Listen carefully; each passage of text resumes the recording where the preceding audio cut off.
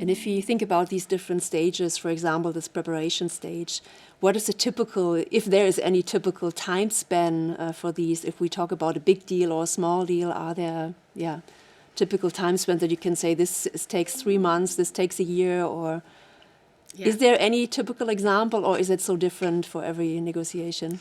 It is different for every negotiation, and I would say it's also different for every business or company, because it would depend on their maturity on the negotiation.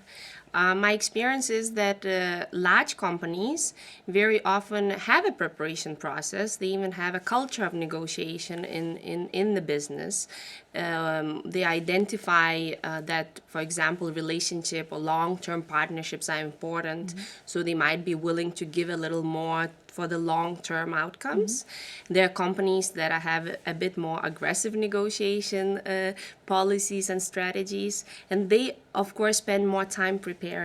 Then there are companies that they understand that they need to prepare, but for some reason, maybe because of lack of time or lack of resources, they don't spend the thorough preparation for negotiation.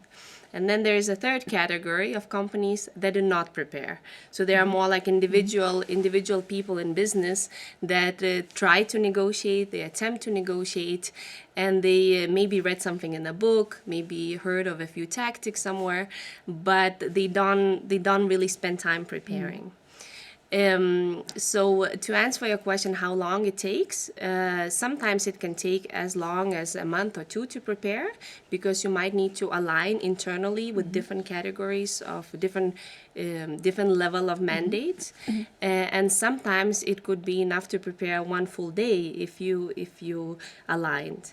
And what I like saying is that even if you spend only 1 hour for preparing, if you prepare right, it will affect your outcome positively. So it would really depend, what kind of deal we're talking about, where we are with a negotiation partner. Is it a renegotiation? Is it a new business, and so on? But preparation, can take anywhere from a few hours to a few months.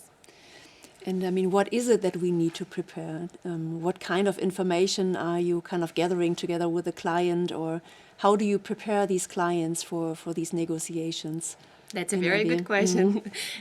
So first and foremost, in negotiation, we have to understand what is the overall goal.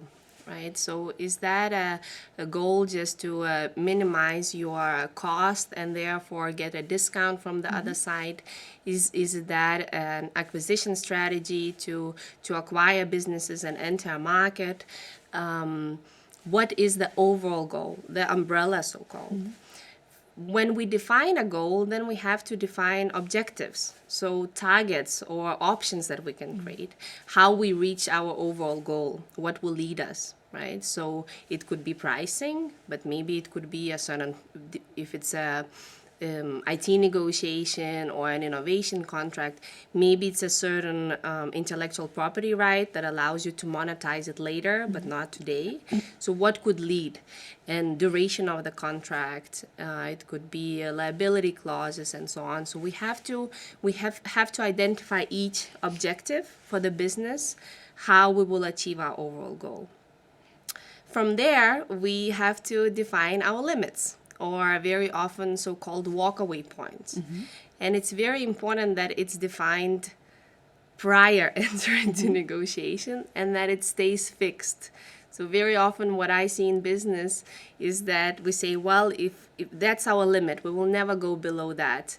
And then for some reason something changes and you move in negotiation. And that's not a good strategy, because if there is new information in negotiation where you feel like moving your walkaway position, the right way would be to go back and prepare again from the beginning, because maybe your goal in itself has changed.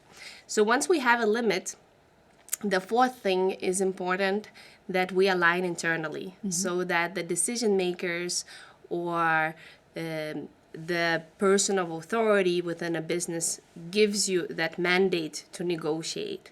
If I'm representing business as an external consultant, that's important that I have that, because I'm representing that business, right?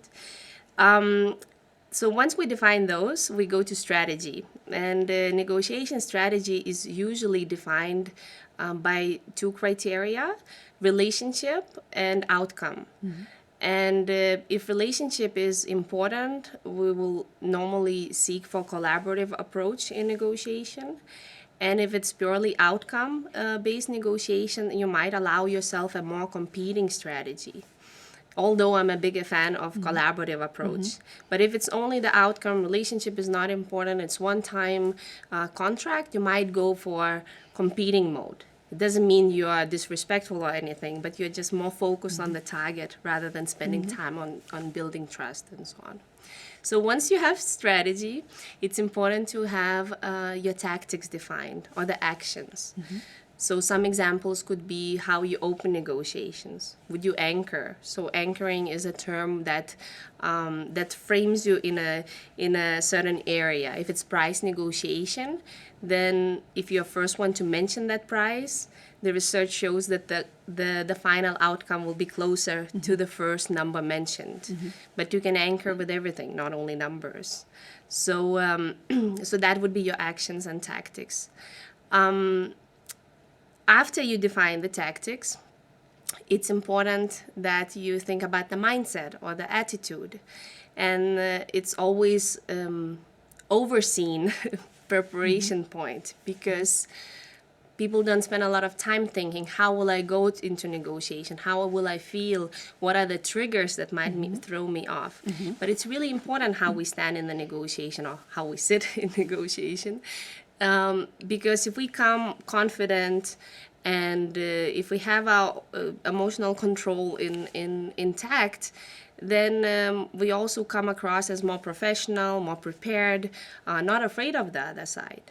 The reason why I'm mentioning this is many businesses that go into negotiation, they often think that other side has more leverage than them, and then by default they feel like I'll give a little more to them. So it's very important to have that mindset that there is a reason why other side sits here at the negotiation table. You have something that they want as well. And then, just to finish, sorry, and then after we have the attitude in place, it's also thinking about the reactions, because how our mindset is, it will be responsible how we reply. And so once we go through all of those stages, we have this big picture of all the items, and it allows us to go into negotiation more prepared. And of course, with businesses, it can take very quickly to talk through those points, and sometimes it can take much longer, because then we see who do we need to involve in the negotiation. Is it a one person who goes into negotiation? Is it a team of experts, and so on?